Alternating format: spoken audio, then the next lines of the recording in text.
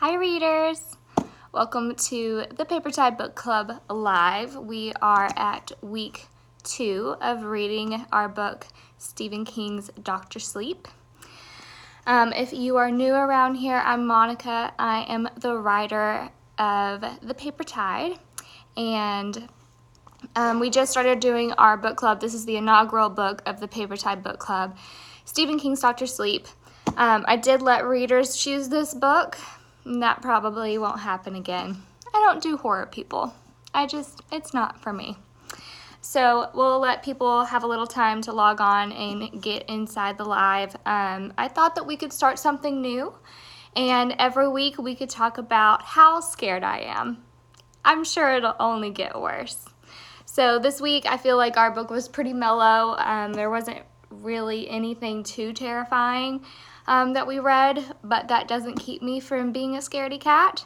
I woke up in the middle of the night and I had to go to the bathroom, but I was too scared to get up to go to the bathroom, so I shoved my husband and I was like, "Brandon," and he kind of just like grunted, and I was like, "What's wrong?" And I was like, "I have to go to the bathroom." He was just like, "Okay." I was like, "Well, I'm scared." So he made me turn on a light and I went to the bathroom. The second instance that happened was our power went out on Thursday. I was going to finish reading my section for this week, but something about reading by candlelight and not being able to turn on a light whenever you go to the bathroom really just didn't sound appealing for me when it came to reading. So again, I think that it's only going to get worse from here. It's spooky season. So this week for our reading section, it was chapters 3 through 7, so Spoons through Have You Seen Me, which came with part 2 of the novel.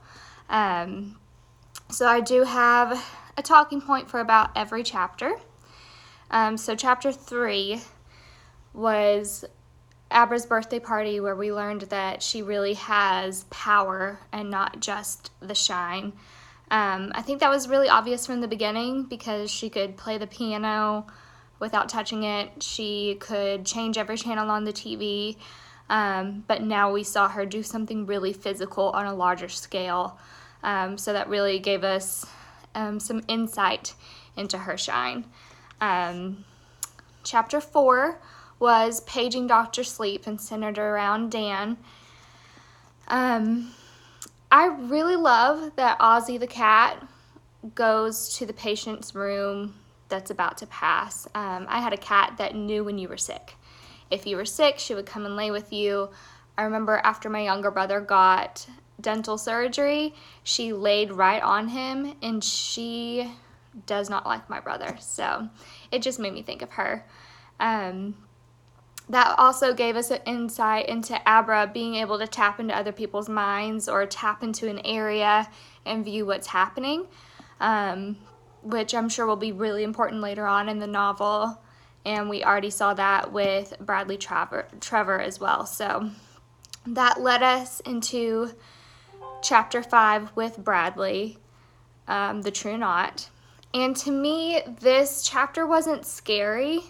Even though it centers around our antagonist, it was just highly disturbing.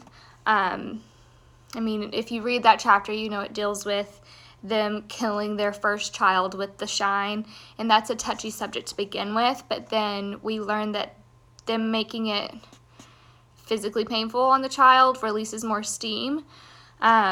So you really get insight into how truly evil the True Knot is. And I had a reader bring up a really strong point about how the movie is going to address that, because that's a really rough subject that's not taken well by the audience. It's not going to be received well.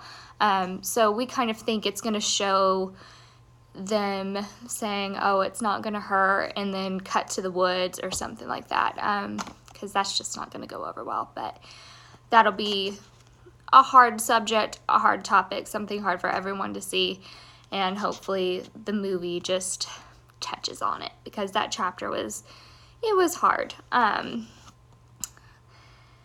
I really felt for poor little Bradley Trevor, the little baseball boy. You know, he does have the shine, and it shows that the True Knot is targeting children with the shine, which we already know that Abra is a target, but with her having such a powerful shine, it's going to be interesting to see how her steam would affect the True Knot. I'm pretty sure that's where the plot is going, is that they know about Abra, they can feel Abra, so she's obviously in danger. So that's where chapter 5 ended, which brought us to chapter 6, Weird Radio. And we learned that Abra has Tony.